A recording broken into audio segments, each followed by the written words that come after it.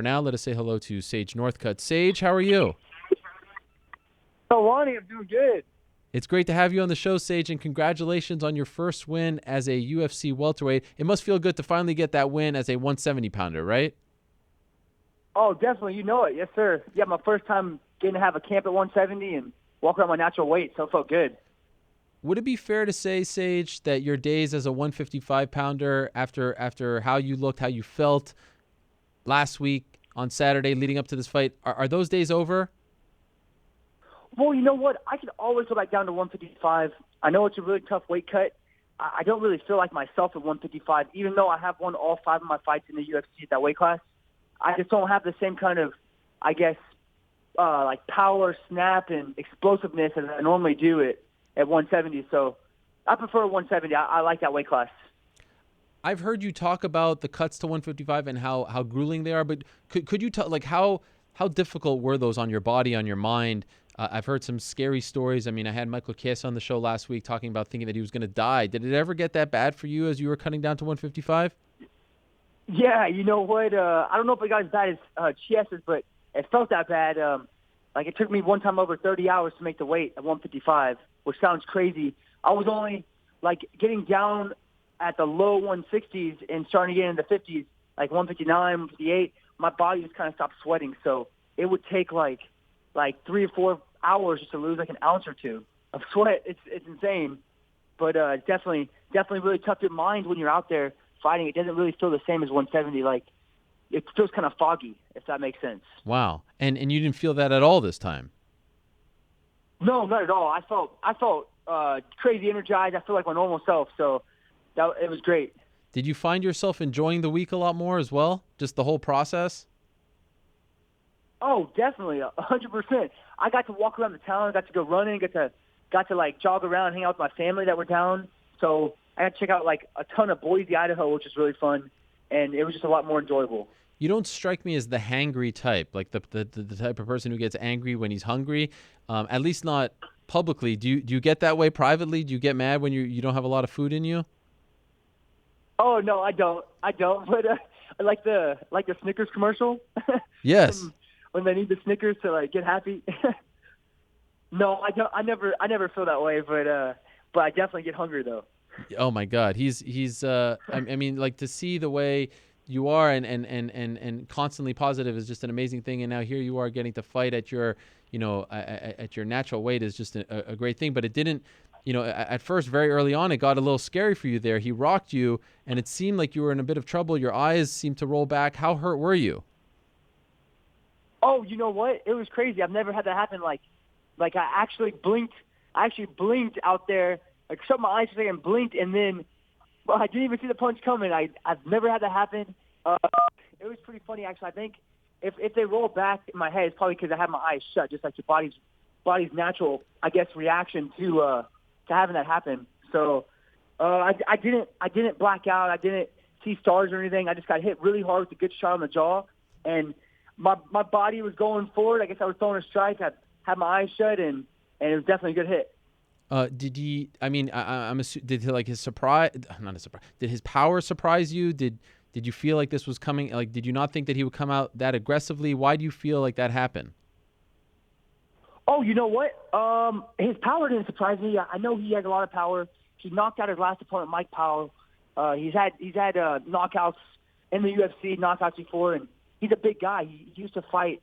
I think he used to fight up several weight classes, even at like 205 supposedly, and he's a black belt jiu-jitsu, so I know he has power out there. The punch didn't hurt. I guess, when you don't see a punch coming, those are the punches that phase you more. Mm-hmm. Well, I guess off the bat, I don't know what happened, what I was thinking, but I guess I shut my eyes for a second, which normally doesn't happen, and I got hit with a good strike. But I stayed super calm, and I defended his jiu-jitsu, so that was good. And you didn't feel like it took you a long time to get back on track? Oh, no way. Absolutely not. He hit me, and then immediately he shot for the takedown. So he hit me with the hardest punch he could throw, shot for a takedown, and then right when I hit the ground, I started doing my jiu-jitsu. I ended up almost getting him with an armbar, ended up getting him in a chokehold, escaping, rolled him over, ended up taking mount. So that was really, really great feeling doing that against a black belt jiu-jitsu that owns his own studio.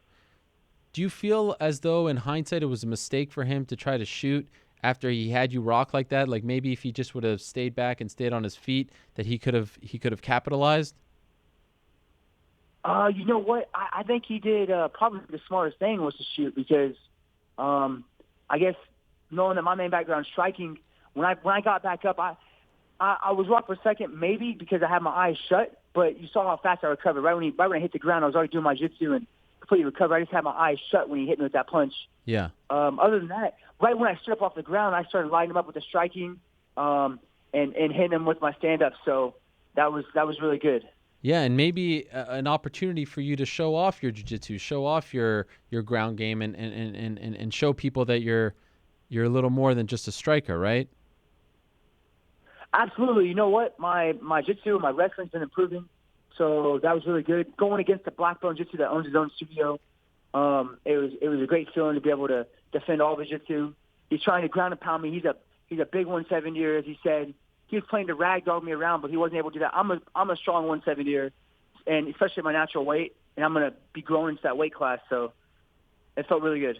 Did he say anything about you leading up to the fight that bothered you, that got under your skin? It seemed like you were sort of referencing things that he said that may have, I mean, you don't typically, come across as someone who gets riled up, but it seemed like there were a couple of things that you were referencing. Is that accurate?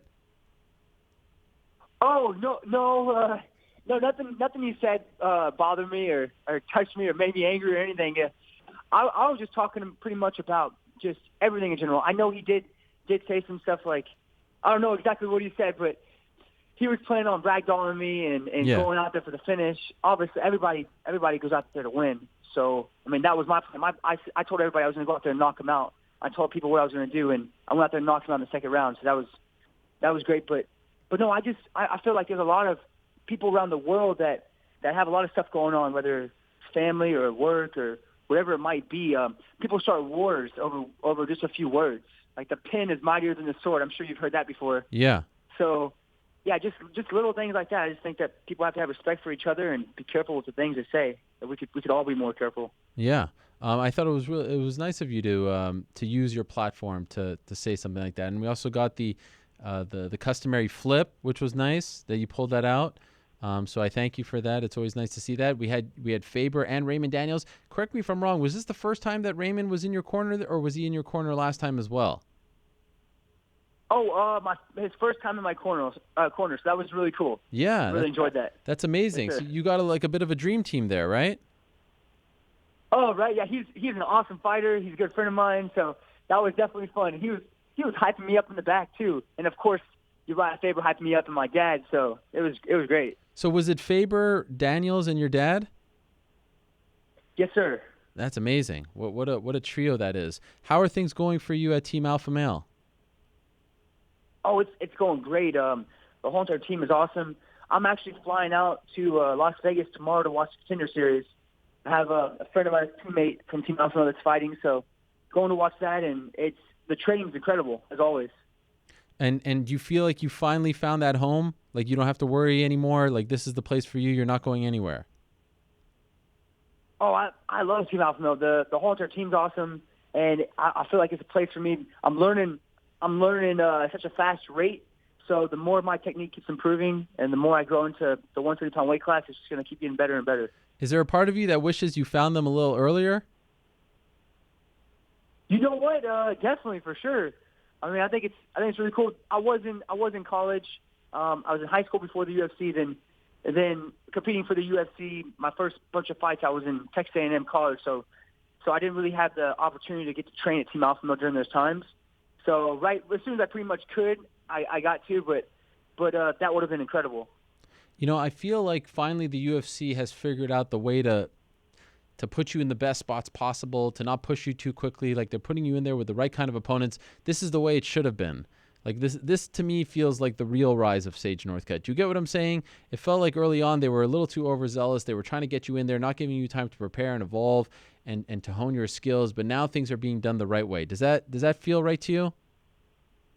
Oh, thanks so much. Well, you know what? I like to fight very frequently.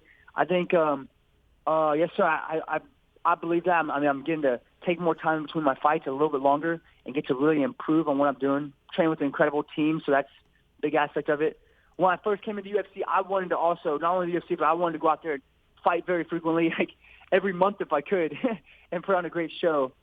So that was also me too, wanting to fight so much. But at 155, cutting that much weight, it was kind of affecting my performances. Even though I was winning the fights, I just didn't feel like myself. So 170, I think it's really, really good, and I'm looking forward to it. What do you walk around at? Oh, you know what? I got to walk around my natural weight for the first time, getting to train at all or do anything. So, like, getting to walk around about 190-ish, staying around there. So that was great. Getting just feel great during my whole camp. Normally, to make weight at 155, I'm having to walk around 168 pounds and like nothing heavier than that, 169 at the most. Otherwise, my body's not really able to make the weight. So it's just a big difference. You're always kind of under eating for training, for your recovery, and for your fights. You don't feel the same. If that makes sense. The part that blows my mind is that when you post pictures of yourself, like, oh, I saw you post one when you checked in, you were, I think, 181 on the scale, and I don't know where'd you lose the 11 pounds, the 10 pounds? I've never seen a physical specimen like you. Your body, it's like actually chiseled. It's chiseled like someone chiseled it out of stone. Where do you lose that weight? I don't understand. Oh, thanks. Oh, thanks, Mr. Helwani. I don't know, actually. Maybe my toes. I'm not sure. It's just unbelievable. It's incredible. The genetics that you have. God bless your parents for giving you this. It's just insane. How many? I think it's an 8 or 10 pack. Have you counted? You know what? I need to go count it. I'm not sure right now. It's amazing. Thanks so much. And by the way, I love the fact that you have, you've been toying with the facial hair as well, because it makes it seem like you're turning like into a bad guy, but you're not really a bad guy. So it's kind of playing tricks on us. The social media game is phenomenal. Keep it up. Whatever you're doing, whoever's advising you on that, they're doing a great job. All right, you got it. Yes, sir. Are you doing that all on your own, or is anyone advising you? No. I've been doing it on my own. I thought it was fun, kind of like playing around, growing a little bit of facial hair, and it sure is growing fast. I keep shaving it like every other day. No, it's great. Keep it up. It's Thanks. Phenomenal. Thanks, yes, sir. Now, so are we taking some time off for the rest of the summer? We want to get back in there. What are we thinking? You know what? I'm gonna talk with the UFC and my coaches and stuff, and see. I'm actually getting ready to go work out with my brother. I'm here in Texas with my family, so me and him are gonna get some rolling in, some jiu-jitsu, and get some workouts in. Okay, and is he still planning on fighting as well? You know what? He's only 19. I could definitely see him fighting. He's getting huge. He's like 6 foot. He's like 6'4" or something crazy like that. He's so strong, and he has a lot of technique. So I could definitely see him fighting. I guess we'll see in the future. And how does it work in terms of dividing your time? Like, you only go to Sacramento once you have a fight camp? No, normally I've been always in Sacramento for like the past 10 or 11 months straight. I've had my family come and visit me. I visit them for a few days, like on the weekend or something. But since I just had my fight, I'm back here with my family for today. I just landed in Texas last night, actually. I'm here for the day, and then tomorrow I'm flying to Las Vegas to watch Contender Series, and I'm bringing my brother and my dad with me, so that'll be fun. Oh, that's fun. And who do you have on the Contender Series card that you're there to support? Oh, one of my teammates, actually. His name is Angelo Trevino. Oh, yes. So that'll be really fun to watch. Man, Faber has been talking about Angelo Trevino, I feel like, for the last 10 years or something. That's one of the guys who have been with him for a while, right? Right, yes, sir. I think he's one of the longest members of Team Alpha Male. Wow. The gym. He's trained since he was a little kid, so it's pretty cool. What's the best part about having Faber by your side? You know what? He's so funny. I think how funny he is, and also how Mr. Faber, like, he hypes you up. He's super high energy, and you know that he was one of the best in the world. So you're standing with somebody like greatness, and he's leading you in the right direction. It's like a little mix of everything, pretty much. It's amazing. I couldn't have come up with a better role model for you in this sport, like to have someone to guide you from the business side, from the fighting side, personality-wise. You two are a perfect mix. Who did he reach out to you, or did you reach out to him initially? You know what? I think we had messaged each other on Instagram through the private message, like kind of saying what's up, and then he invited me to come to his gym and check it out. So I went up there for a week to check it out. I really, really liked it. So I had a fight scheduled I think a month later or something. So I flew back home, had that fight, and then afterwards I moved up to Sacramento and decided to train there full time. So Wow. It worked out really good. I'm so thankful that he had messaged me and we messaged each other on Instagram. So he messaged you first? I have to go check. I think I'm not sure to be exact. I have to go check the messages actually, but I remember we were in contact through Instagram. I love that. That's great. See, good things can sir. happen through social media sometimes. Absolutely, I agree with that. Yeah, and finally, I know you tried out for that Creed movie. You didn't get it in the end. Are we trying out for anything else? Are we going to pursue acting? What do we think about that? Well, you know what? I definitely think so. I can see myself playing in some action movies. I should be very coachable, that's for sure. Yeah. Because I'm in a sport, and I had been in a major to be a petroleum engineer, so I pick up and learn things like a sponge. And same thing with the training. I memorize things super fast and pick up on learning super quick. So I can see myself being in an action movie or being an action star. I could do my own stunts, and it'd be really fun, actually. Any leads? Anything that you're about to try out for that you did try? Anything going on? Anything exciting? There's some talks of things in the works. Can't really talk about it, but I guess we're going to find out what happens. Oh, wow. But hopefully something very soon. I can see it happening. I still feel like you got robbed with that Creed thing. I mean, you looked like the spitting image of Ivan Drago. I can't believe that they would give it to anyone else. It's unbelievable to me. Oh, it's all good. I'm still going to go see the movie. I'm sure it's going to be a great movie. That would have been really cool, though. I think I did look a lot like Ivan Drago. Definitely could have played his son, and I thought that would have been really cool. Well, on to bigger and better. Safe to say, though, your next fight will be at 170? Yes, sir. We're going to stick with that. You want to come back this year? Absolutely. July right now, right? So yeah, there's plenty of time for that. I know you're not the call-out type, so there's no one really on your mind. Right. Yeah, yes, sir. Just talking to my coaches and the UFC about it and see what's up. I thought maybe you'd throw me a a curveball there and actually have someone. Yeah, I was thinking about it. Oh, you had someone? You actually had someone? No, I'm just playing. No, I was just kidding around. All right. Sage, always great to talk to you. Really appreciate you coming on. Congratulations on the win. Very happy for you. What a performance. You were able to weather the early storm, come back, and finally get that win at 170 pounds. You showed it all. The full arsenal was on display, which I thought was really good for you as well. So enjoy the victory. Enjoy your time off, and I'm looking forward to what's next. Yes, sir. Thank you so much. Thanks for the call. All right, there he is. Sage Northcutt stopping by. Super Sage. If you're ever down, just go, I was going to say just go look at this guy's social media, but you might feel down about yourself. I certainly feel down when I look. I mean, have you seen his body? It's unbelievable. 22 years old. And you know he's going to look like that when he's 50. There's no doubt. And by the way, please don't mistake this for me hating, because I think the guy is phenomenal. Like there is not a negative bone, a sinister bone in that man's body. It's the most incredible thing. I mean, I've never met a human being like him. And if you think at this point that it is fake, like how many times does the guy have to do interviews? Does he have to be in front of a microphone? How many times for us to truly believe that he is just like this? Like he is as real as it gets, to steal the phrase from the UFC. And by the way, his dad is the same way. His sister is the same way. I don't think I've ever met his mom or his younger brother, but I'm imagining they're the same way.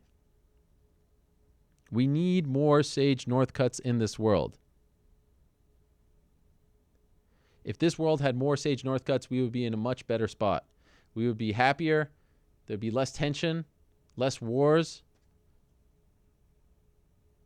Send the man out for Middle East relations, Korea relations. This guy will fix them all. And I'm not being facetious here. I really believe. Like I believe that attitude can fix a lot. Like I wish I had that positive attitude. I mean, it's just amazing. I'm envious. I really am. Anyway, congratulations to Sage Northcutt. Now has won 3 in a row.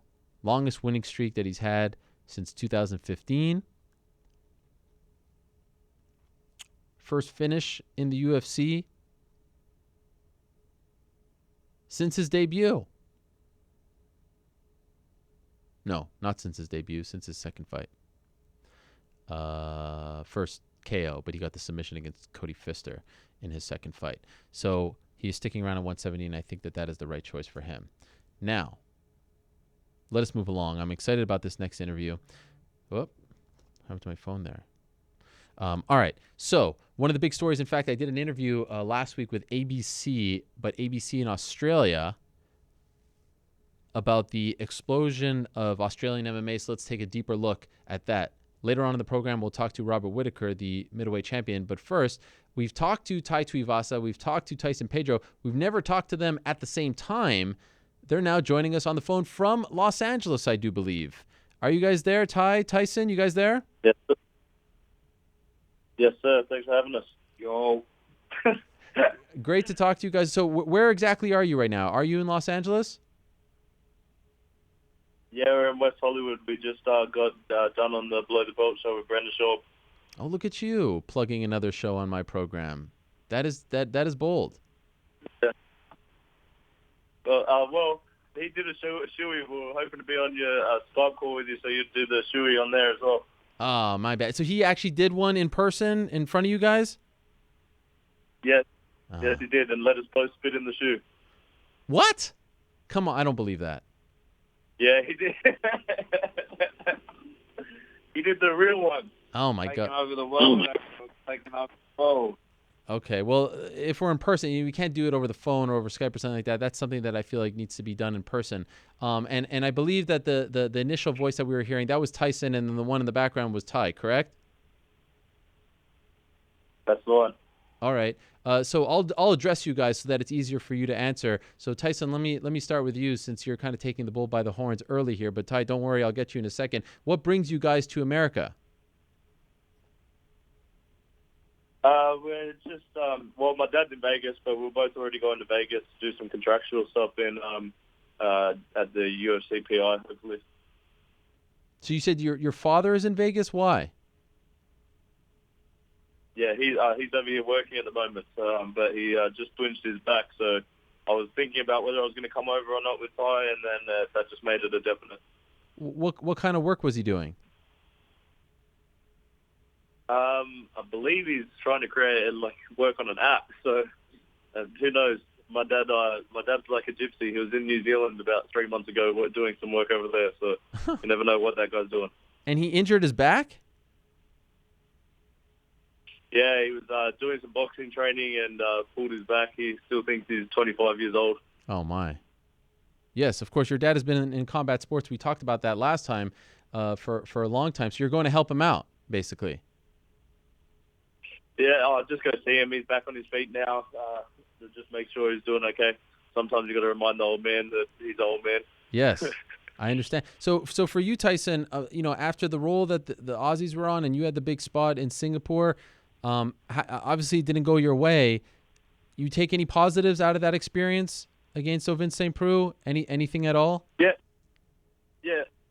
It was one of those fights that plays over and over again in your head. But you know exactly what you did wrong as soon as you watch it. It was just inexperience again. I don't know. I keep coming up short with the high level guys, and it's just showing that I've got little things that need to work on that I can't get away with those high level guys. So I thought I had him for a second there, went to finish it, and just wasn't there. So got caught. Fighting in Singapore, what was that like for you? Yeah, it was good. Expensive as I went in the red a lot just in that fight week, with the team and staying in expensive hotels and paying for lunch. They got me good. So safe to say you'd rather fight closer to home? No, well, so I started fighting professionally so I could go travel around the world, and I love doing it. But it's a double-edged sword, MMA, like you said, with on that ABC program, it's just kicking off, and I think we're part of that generation that's going to get it into every household, and it's not there yet. So we sort of do need to fight at home to keep building it there. Yeah. And of course, we saw Ty just a couple of weeks earlier in Chicago, big victory over Andrei Arlovski. I remember seeing you, Ty, afterwards, and you were all bloodied, your nose, your face. How are you feeling now? I'm all good. I'm back to normal now. Just a bit fatter. You're all healed up. No problems. No lingering effects? All good. Just a couple of niggly injuries, but other than that, I'm working on it. I'm sweet. Did you get some deep dish pizza afterwards? I know you were looking to actually indulge in the Chicago cuisine. Did you have a chance? Nah. What? I didn't. I had a few. Yeah, I had a couple of drinks and then went to bed. It was late. I think we got out of there at like 2 o'clock or something. 3 o'clock. 2 o'clock. Not even the next day? I was leaving the next morning, so I quickly went to Chili's and we got a feed in there, and then head home. So, but I haven't stopped eating since then. So probably made up for a few deep dish everything. That's right. And have you guys ever been to Los Angeles before, Ty? No, I haven't. Tyson's been here before, but no, I'm out and about now, so I'm here, LA. Now, ready. What brings you to America? I've just got a meeting. Okay, with who? Yeah. With who? That's all I came for. Just a meeting? Yeah, but no. New York. No. Yeah. Oh, actually, a meeting and going to watch one of the Team Juggernaut boys, Junior Tuffer. He's fighting in Glory in New York. Okay. Yep. So you're coming to New York as well? So, yeah, I'm coming to New York. Okay. Are you there? I'm in New York. Yes, I'm in New York. Are you in New York? Yes, I'm in New York right now. Then we're getting to it's game time this weekend. It's game time. This thing that you have created, Ty, it's amazing. I was talking to a guy who... I'm out of town this week. I'm out of town. But that is true. I actually am out of town, unfortunately. But Ty, would you have? I was talking to New York Rick, who works with us, and he says he feels bad for you because he feels like every time someone sees you, they want to do a shoey, they want you to drink, they want you to do this, and I feel like this is the greatest thing to ever happen to you. This is your identity. How do you feel about it? Has it become a burden? No, I think it's mad. Like sometimes I do shoeys at like 8 o'clock in the morning. So are you just walking down the streets and now people... everyone gives a free drink? Everyone gives a free drink. Can't go wrong. It's amazing. You haven't bought a drink in forever, probably, right? Pardon?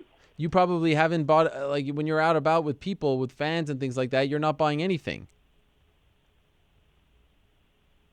You'd be surprised. Oh, really? Okay. All right. I'm sorry. Have you ever had like a gross one where you were like, you know what? That was a little too gross even for me? Yeah, I've had a couple. Can you tell me about them? I've had like the ones where you finish the drink, so you finish the actual liquid, and you're holding it there, and then you just feel big gollies like slide off the end of the shoe into your mouth. Oh my! What I love about it, you eat short soup, the wonton soup, and you slurp it up, and you know. Yeah. The big loogies that people do in the shoe. Tyson, you don't feel like this is a normal thing to do, right? No, I'm shoeys, but the spitting one's not for me. The spit's not for me. That's the amazing thing about it. Every time I talk to people, like Robert Whittaker won't even touch the idea of the shoey, and then you have people like you who say, okay, I'll do it without the shoey, without the spit, and Ty's just all in. I think that endears him to the public, but I can't lie, I find it revolting. It's not for everyone, Ariel. You know, Okay. It's only for the strong-hearted. You know, so it's all right. Okay. And Ty, I have to ask you again, you came out to the song, one of the greatest walkouts in the history of the sport. You come out to Celine Dion.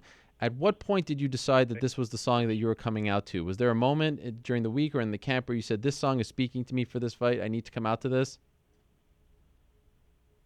Well, I listen to most of the music I walk out to is some of the music that I listen to often. So I've got a hit list that I've always just wanted to walk out to, and I think that was one of them. I think we played it during a session when we were wrestling, and everyone laughed. So I was like, yeah, I'm going to walk out to this. Wow. Do you already know the next one? Yeah, I've got a few ideas in my head. I just really pick it on the last couple of days. Okay. Yeah, I'm shocked that the UFC let you. I think it was phenomenal, but they liked all like that hard rock stuff and all that, and sometimes they don't get it. Yeah. You know? Well, they tried to at the start. They tried to make me change it. Then I was like, you can't change. It is the most known song in the world. You can't. How can't you walk out to that? You know what I mean? Yeah.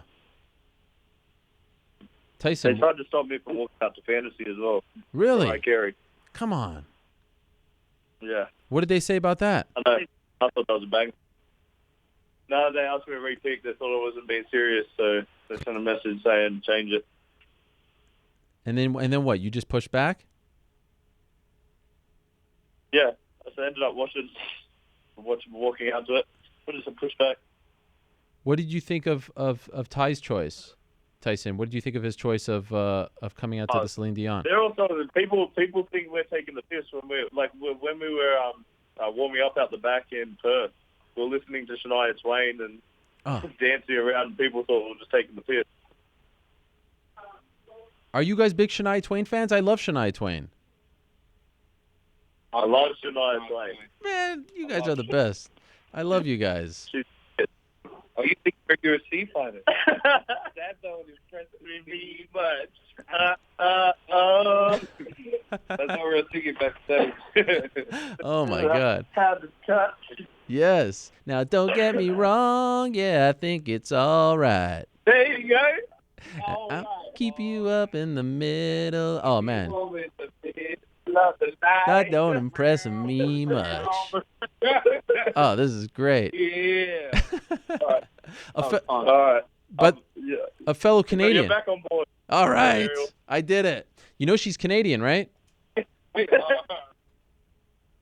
think Celine Dion's Canadian. Yes. I heard that. You seem to have an affinity for the Canadians. I like it.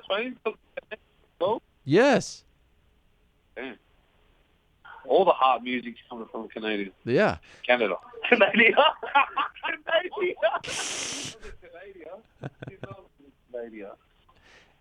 Did you guys that Congrats on the ESPN, Ariel. Oh, thank you. That's very kind of you. Thank you. I appreciate it. So I did this interview about the rise of Australian MMA, and the main thing that they kept asking me was that, like, you guys are popular in the MMA world, but you're not, you're not household names in your home country. Like, people don't notice you and things like that. Is that the case, Ty, right now? Still, like, you're winning, you're beating Andrei Arlovski, you're on pay-per-view, but you're still not getting the respect as other sportsmen in Australia? Yeah, that's what we were trying to say with like Rob beat Yoel Romero on that on his last fight, and probably one of the greatest fights in this year, and it didn't even get mentioned on our news. So Wow. they're still a little bit scared to put it on the news because they're worried that people will be offended by it and not watch their channel. So I think it's getting there, but it's probably still like 5 years. But that's why I honestly believe we're a part of that generation that's going to put it into a household. Because they're being They're being what?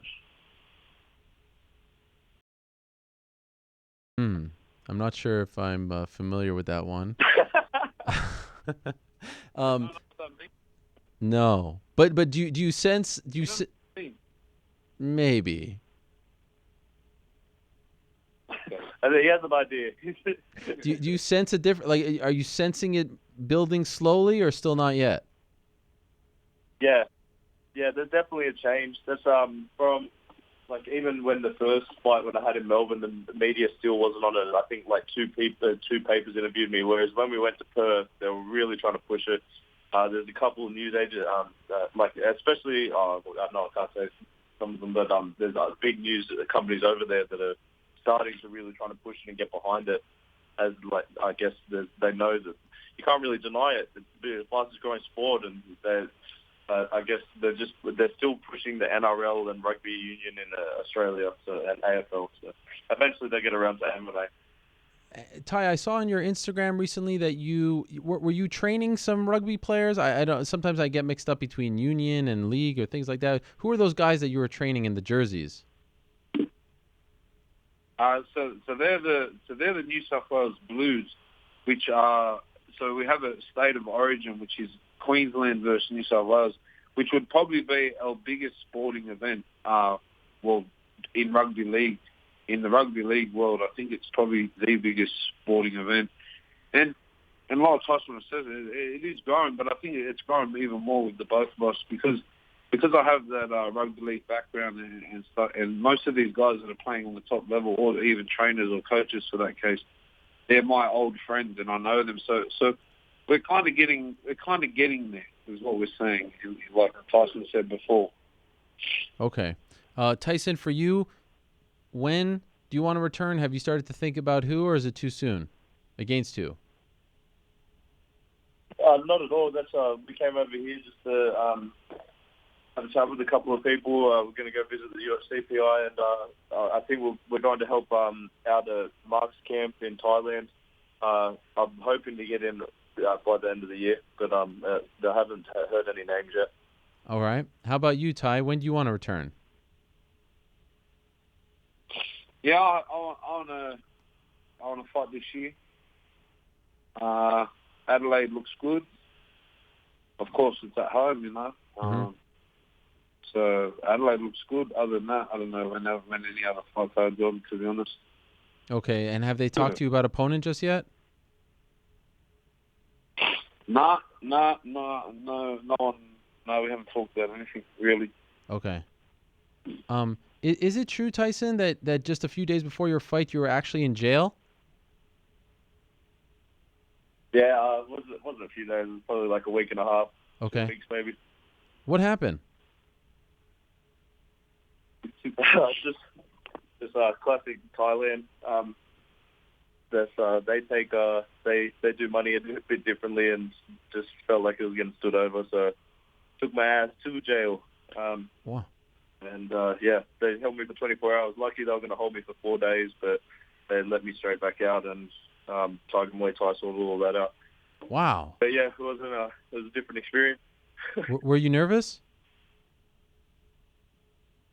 No, not really. You have to roll with the punches when stuff like that happens. I knew I wasn't in any bad trouble, so I knew they were going to eventually let me out. And what was the reason? So the first time I had prescription, I think it was like Orville, so it's like anti-inflammatories, and they took money from me. Second one, I was coming back without helmets and riding, so they gone. Jeez. I didn't want to pay the fine again. I ended up getting done for a lot of money though. They got me. How much? A couple of grand, I think. Okay, wow. And what was the Thai jail like? What's that scene like? That wasn't even by the court system. Oh, was that Thai? What happened? Was that the Thai? What was it like was it like in the jail? Oh, it wasn't good.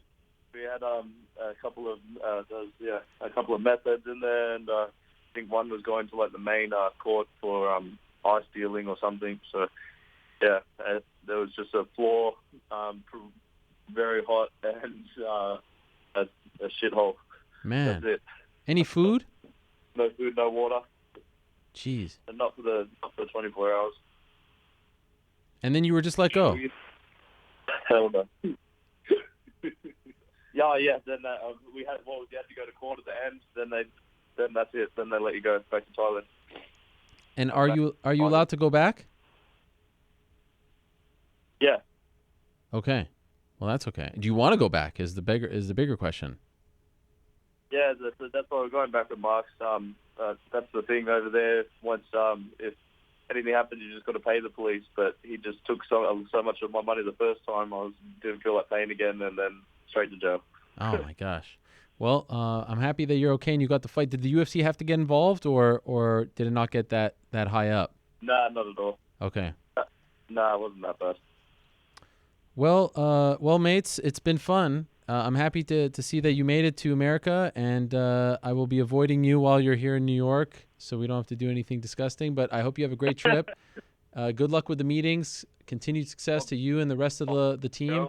Not big. Yes, I still don't know what that means. But anyway, I appreciate you doing this, guys. Thank you so much, and we'll talk to you very soon.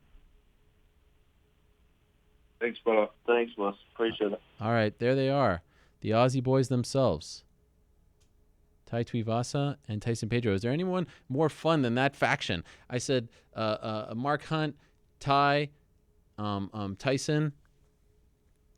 They're like the coolest tag team in MMA right now.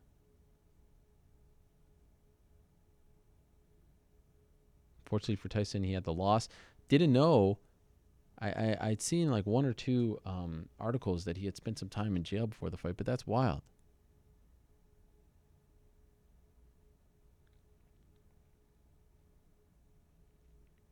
That is wild. All right, we'll stick with the Australian theme here and move along to our next guest. He is the reigning defending UFC middleweight champion. As I said, it is rare that we get to talk to these Australian fighters when they're in our time zone, or at least close to our time zone. So this is a nice little treat. Let's talk now to Robert Whittaker, who's joining us via the phone. Robert, how are you? Good, thank you, mate. How are you? I'm doing great. Thank you very much for joining us, and congratulations on the tough deal. First, let me ask you, how is your hand feeling? Yeah, it's a bit stiff. It's still only several weeks from the surgery, so I'm still working on through I can't even start a rehab process yet. It's more of just letting it heal and letting it set properly first before I can even implement that. In the end, what did they do? They put a couple pins and some plates. Is that accurate? Yeah, they put a plate and some screws. Okay, and they expect that you'll make a full recovery. Yeah. Well, and a lot of people don't know this, but also I did ligament damage in my left hand. Oh, my wow. left and right hand, a little wounded at the moment. Wow. So and that happened in the fight as well against Yoel. Yeah, but obviously the attention was drawn to the broken one. Right. And do you know exactly, like looking back at the fight, do you know exactly the moment that it happened? Not a clue. Not a clue. It's just one of those things where I realized that I couldn't feel my hand anymore. Wow. So then you go back home, you have the surgery, all good. When do you get the call about this opportunity to coach Tough in Las Vegas? So, I got the call probably about 2 weeks ago, and I've been here for a week now. So they called me on a Monday and said, "Yeah, can you do this?" And then we worked it out that I could, and they wanted me to fly out on Saturday. How did you feel about the opportunity? I mean, I know you're there with your family, and we'll get to that in a second. But to be away from home, to travel back to the States, it's a long journey. Were you in right away, or did you need some convincing? It's not a matter of whether I want to do something or not do something. It's more of if it works. So I had to work some things out at home, like just gather the troops, talk to my coaches and everything. And this is the perfect time to really try and do it, because my training's kind of slow at the moment due to my injuries. So right. Why not? Now, you came with your entire family, right? Yeah. I felt for you when I saw your tweet about traveling with young children, because I have children similar age to yours. How long is that journey from where you live in Australia to Las Vegas? Put it this way, I'd rather I'd fight Yoel Romero twice every week not to make that flight again. That was ridiculous. Three under 3 on a 14.5-hour flight was the worst experience of my life. Wow, I feel so bad. And you obviously have to go home at some point, right? So are you dreading this? Oh, I am considering sailing. It was a terrible, terrible flight. I don't even want to think about it yet. Could I just ask, how bad did it get? Like, what was the lowest moment of it all? Well, we didn't even have a bassinet row, so we were in economy in the back, in the middle of the aisles, and my son threw up twice on the flight to LA, and then once on the flight from LA to Vegas. No. And then my other son was throwing stuff at the other passengers, and yeah, it was a nightmare. Wow. Why did he throw up? Was it because of the flight? Yeah, he gets motion sick. But this is his first big flight, so I don't know. Man. And I'm not trying to start things, Robert, but you're the champion. You're going to do a show. Why were you not in first class? Why were you not in business class? I had a business class flight, but I gave it to my father. And I'm not gonna fly business while my family's in economy. Wait a second. Your whole family should be flying business. Everyone, including the little ones. No? Yeah, I would much prefer that. Trust me. Maybe on the way back they could bump you up. Is that being discussed? Yeah, let's try and push it. Okay, I'm going to push for it because I saw that picture, Robert. I have to say my heart sank for you. I was like, the first thing I noticed was like, wait a second, there's way too many seats around you here. You look like you're in economy. This is horrible. Yeah. And, you got to do what you got to do, but. Yeah, I guess. And why did you want to bring everyone? You didn't want to be away from your family for so long? Yeah, well, I like you said before, I had just gotten back from Chicago from the fight, and, I hadn't seen my boys for 2 weeks in that little lag, and then to go away again for another 5, like, it's just no way. Like, I wouldn't have gone. If I couldn't have taken my family, I wouldn't have gone. Right, okay. And are you living in a house there in Las Vegas? Yeah, we have a nice little house down here. I wouldn't say little, it's pretty big. And, but yeah, we live in... The first week was hard because all the kids had jet lag, so my son was up from midnight through to like 7 in the morning. Oh, no. The first week. But we're starting to click into the routine now, and everything's flowing a little smoother now. And on top of all of that, you lost your luggage? Yeah, I lost my laptop bag because when we landed in LA, you have to check out your grab your bags and then take them to the next flight. And when we landed in LA, my mind was in another world. The flight just took it out of me, so I wasn't thinking clearly, and I left my luggage at the carousel. Oh no! And you still haven't found it? Apparently they found it today, so hopefully it's all in one piece and it comes and everything's all good. Okay, all right. So then you got the opportunity to coach on Tough, and of course you made a name for yourself on Tough on the Smashes season. Was this a nice little I like this. I could come back now as champion. This is kind of closing that circle. Did you see the symbolism in that? Yeah, I was definitely I was honored to be able to give the opportunity first and foremost, but to be able to coach where I started, it's definitely a funny feeling.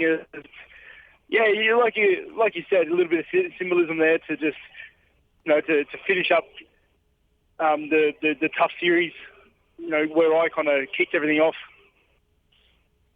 Do you feel comfortable being a coach for other fighters at this stage? Like, is this something that you feel like you're taking to, or is that a little bit uncomfortable for you as well? Well, it's funny because I'm not comfortable with the fact that I'm coaching full time because I'm not coaching them like I'm not teaching them everything. I brought my own coaches that they can learn from. More or less, like I'm not their coach as much as I'm just a figure that they can ask for advice or they can ask for help for certain things.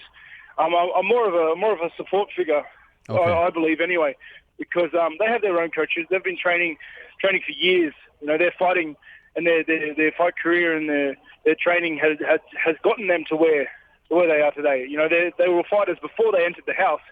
I'm just, in my opinion, I'm just a support figure to try and help them get through it. Were you surprised? Because I know we spoke last month, and you said, well, Weidman beat Gastelum, so I'm thinking he's next. Were you surprised ultimately that they went with Gastelum for you next? A little bit, but it doesn't.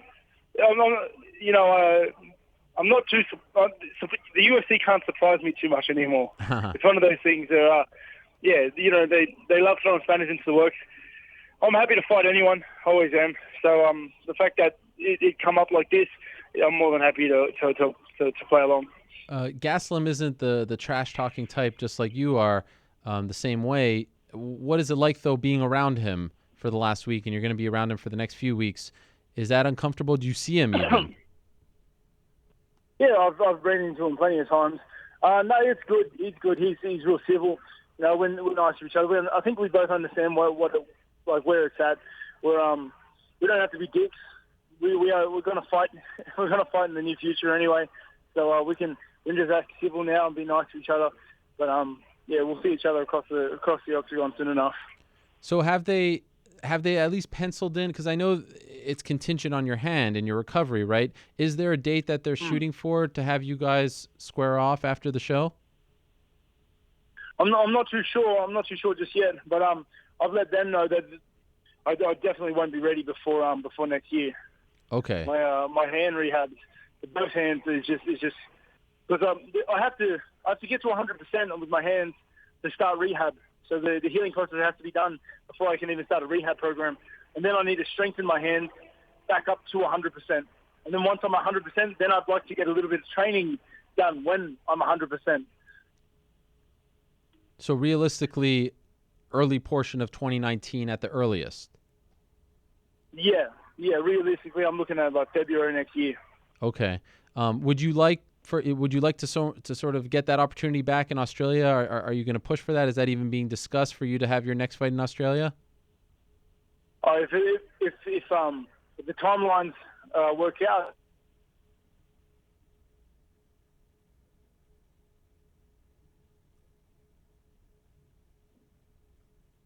Or did we lose him? If the time... Oh, is he back? No. Robert, you there? Hello? Yeah, Robert. Sorry, we lost you there for a Yeah. second. You said if the timeline works out, and then I lost you. Okay, yeah. If the timeline works out and I can have an Australian card and an Australian fight in my home country, I'll be honoured. I would absolutely love that. I missed my chance early this year, but yeah, we'll have to see where the card's for. You know, who knows what's going on. You know, the Kelvin Gastelum was doing media recently. He was there for 226, and he says he's wondering if you will be the same fighter after the wars that you've been through with Yoel Romero. Did you see those comments, and if so, what did you make of them? I didn't see the comments, but I don't know. You have hard fights sometimes, you know. Yeah, I am who I am. You know, I think he'll have to just wait and see what I bring to the table when we square off. You're not worried that though, you know, these fights, because I saw what you said afterwards about, you know, fighting Yoel and, you know, the recovery and him just being sort of like a brick.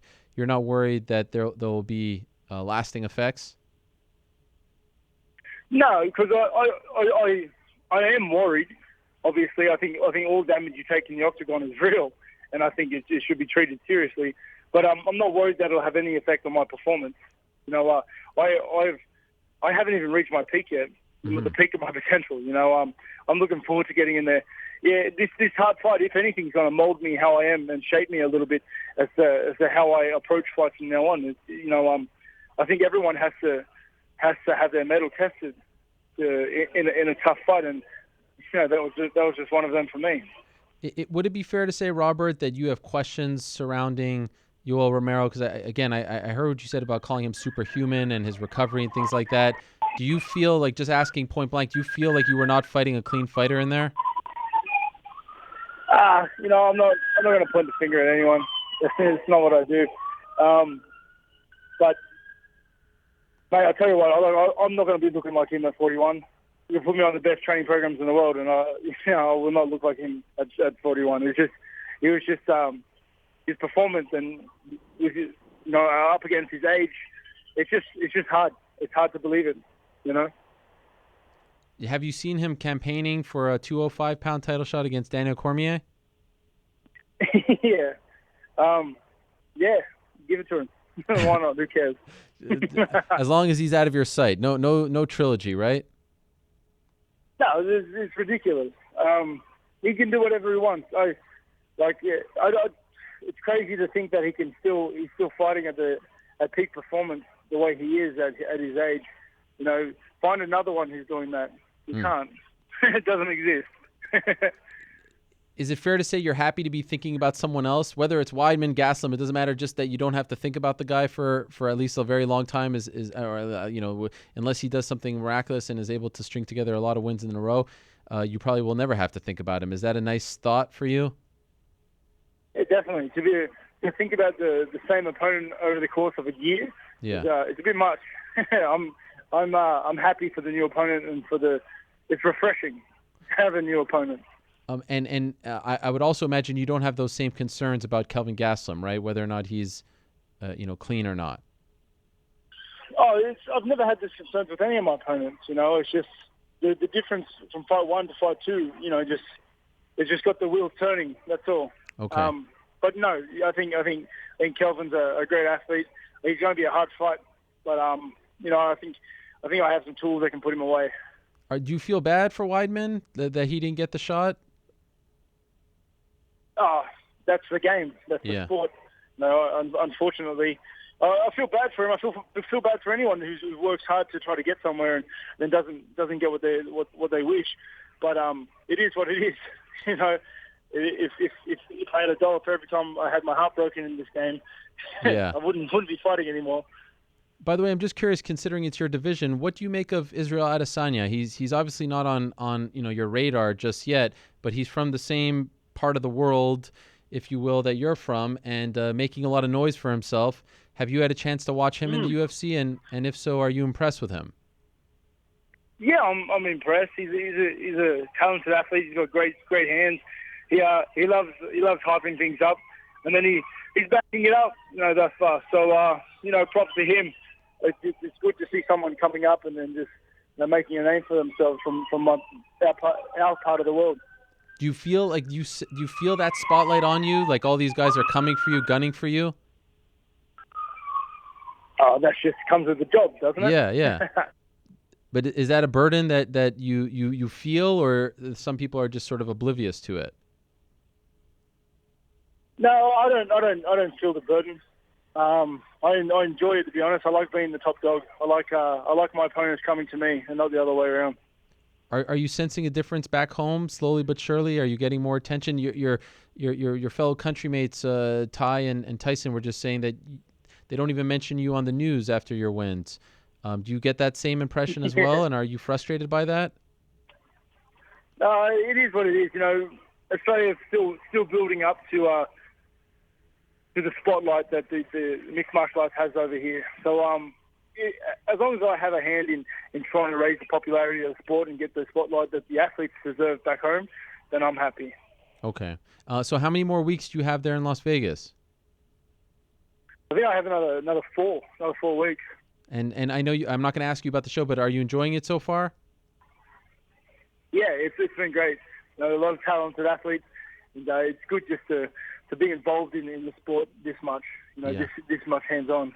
Who do I need to contact in terms of getting you and your family business class back home? Who do I have to call? Dana White? I have no idea. Let's petition for it, though. Okay, well, when you speak to Dana White, I'm sure you're going to see him. Please tell him Ariel Helwani says he wants me to be in first class. I'm sure he's going to give you that. Yeah, I'm sure he will. Robert, I appreciate you doing this. Thank you very much. Congratulations on the opportunity, and I hope you heal up quickly, and thanks for always being so accommodating. And it's great to talk to you when you don't have to wake up at 6 a.m. Thank you. That's it. Thank you very much for having me again. Always a pleasure. All right, we'll talk to you soon. There he is, the reigning, defending UFC middleweight champion, the one and only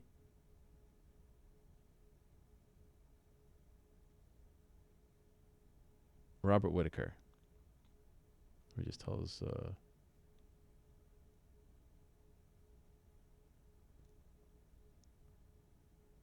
his manager.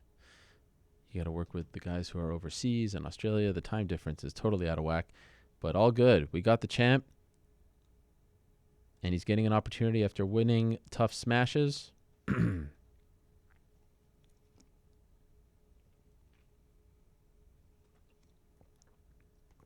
Interesting to note that there was some talk that maybe they would fight on December 29th, and now you hear him say maybe January, February is more likely because of the hand. So this actually, sometimes I heard some people say, I don't want to see the Whittaker versus Gastelum fight get delayed. I don't want to see them on tough.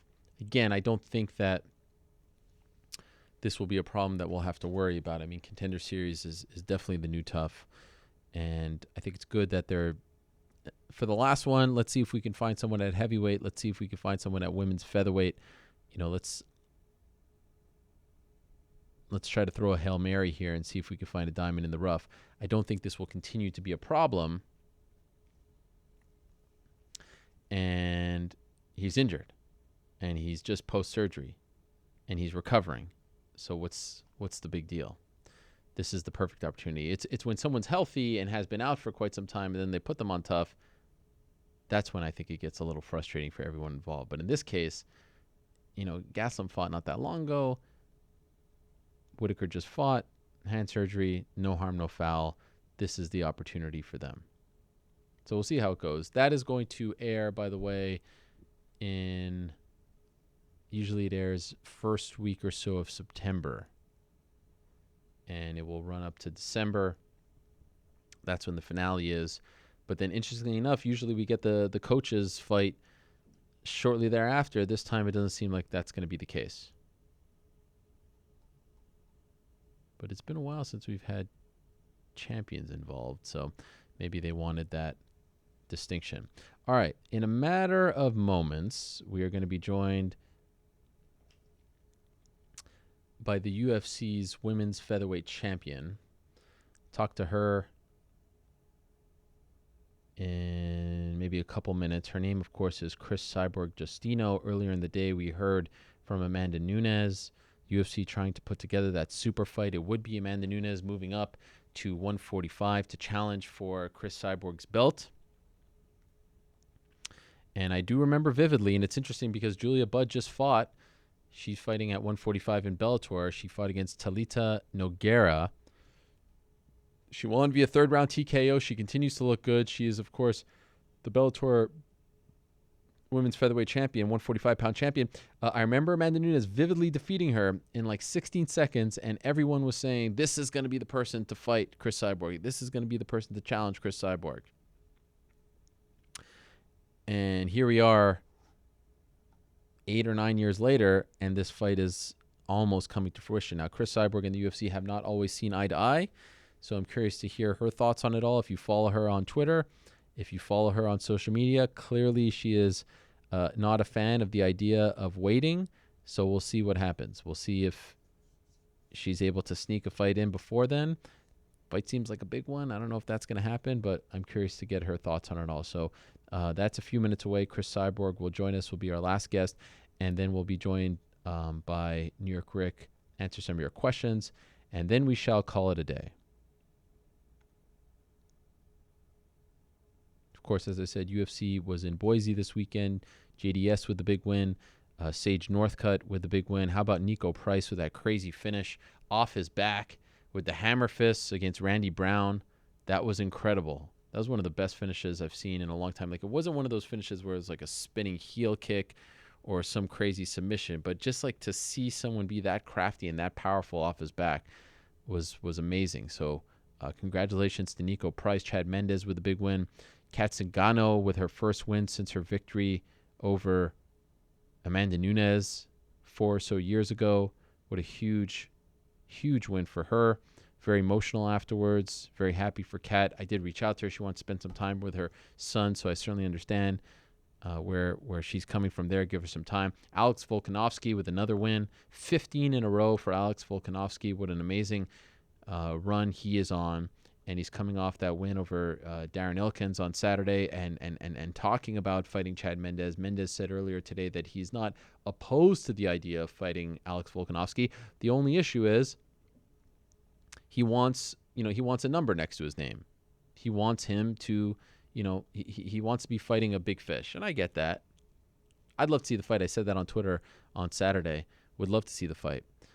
It's the kind of fight that the UFC likes making these days. You need to build some new stars, and Volkanovski is just built like a brick house. I mean, he is